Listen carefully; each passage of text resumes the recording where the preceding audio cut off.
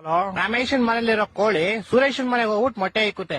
ಇವಾಗ ಮೊಟ್ಟೆ ಯಾರ್ದು ಅಂತ ಹೇಳಪ್ಪ. ಮೊಟ್ಟೆ ಈಗ ಸುರೇಶನ್, ಯಾಕಂದ್ರೆ ಕೋಳಿ ಸುರೇಶನ್ ಮನೇಲಿ ಬಂದಿರ್ತಲ್ಲ, ಯಾರ ಮನೇಲಿ ಬಂದ್ ಮೊಟ್ಟೆ ಇಡುತ್ತೋ ಅವ್ರದೇ ಮೊಟ್ಟೆ.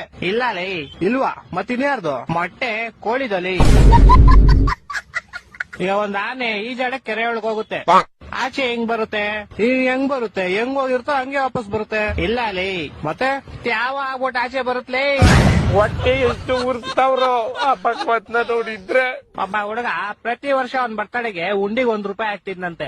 60 ವರ್ಷ ಆದ್ಮೇಲೆ ನೋಡಿದ್ರೆ ಅದ್ರಲ್ಲಿ ಬರೀ 12 ರೂಪಾಯಿ ಐತಂತೆ. ಹೆಂಗೆ ಅಂದ್ರೆ ಅವ್ನ್ ಯಾರ ಚಪ್ಪಲಿ ಇರ್ತಾನೆ, ಎತ್ಕೊಂಡಿರ್ತಾನೆ. ಇಲ್ಲ ಲೇ, ಮತ್ತೆ ಅವ್ನ್ ಬರ್ತಡೆ ಫೆಬ್ರವರಿ 29 ಇತ್ಲೇ. ನನ್ನ ಮಕ್ಕಳು ಒಂದೊಂದಲ್ಲ. ಓಕೆ, ಲಾಸ್ಟ್ ಅಂಡ್ ಫೈನಲ್ ಕೇಳ್ಕೊಂಬಿಡು. ಹೇಳು. ಒಬ್ಬ ಹುಡುಗಂಗೆ ಹೆವಿ ಶುಗರ್ ಇರುತ್ತೆ, ಡಾಕ್ಟರ್ ಅವ್ನ್ಗೆ ಸ್ವೀಟ್ ಬಿಟ್ಬಿಡು ಅಂತ ಹೇಳ್ತಾರೆ. ಅವನು ಲೈಫ್ ಪೂರ್ತಿ ಸ್ವೀಟ್ ತಿನ್ನಲ್ಲ. ಯಾಕೆ ಹೇಳು? ಇದಕ್ಕೂ ಯಾವ್ದೋ ಉಲ್ಟಾ ಸೀದಾ ಆನ್ಸರ್ ಇರುತ್ತೆ.